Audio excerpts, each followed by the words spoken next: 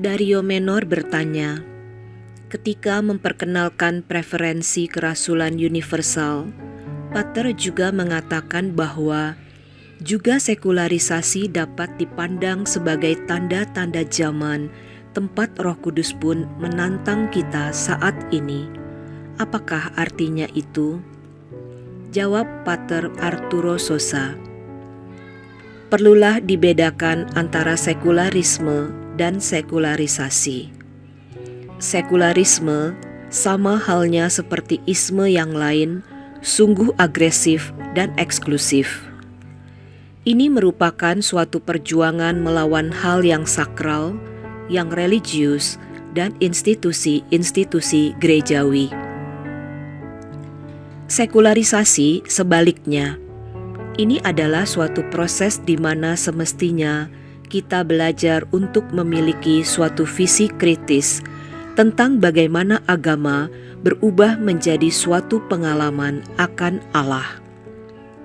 Hal yang di dunia barat disebut Kristianitas sebenarnya lebih merupakan sesuatu yang sosiologis dan bukan pengalaman religius. Karena itu, seseorang disebut orang Katolik karena terlahir di sebuah negara Katolik atau keluarga Katolik dan menjadi bagian dari dunia itu. Sekularisasi membuat kita bertanya tentang identitas agama kita dalam suatu proses yang menurut saya bermanfaat bagi gereja, supaya kita sadar bahwa pengalaman akan Tuhan itu berbeda dengan keanggotaan pada suatu kelompok, ras, negara, atau bangsa.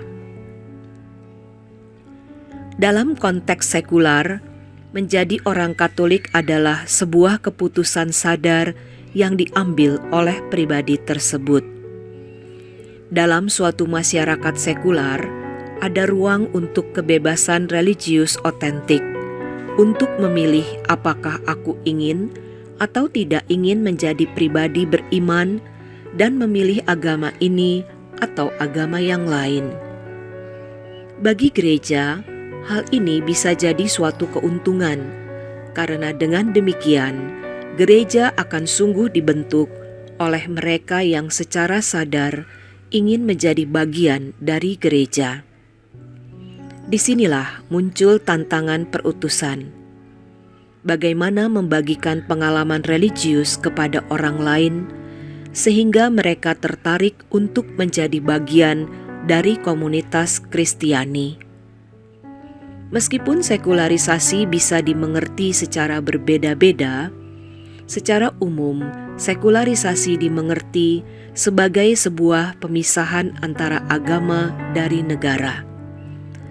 Pada prinsipnya, pemisahan ini bukanlah suatu persoalan, baik untuk gereja maupun untuk kebebasan beragama. Meskipun demikian, saat sekularisasi berubah menjadi suatu bentuk ideologi, yaitu sekularisme, ia dapat memaksakan bahasa dan konsepnya sendiri yang hanya menyisakan ruang yang sangat sempit untuk kebebasan religius yang otentik.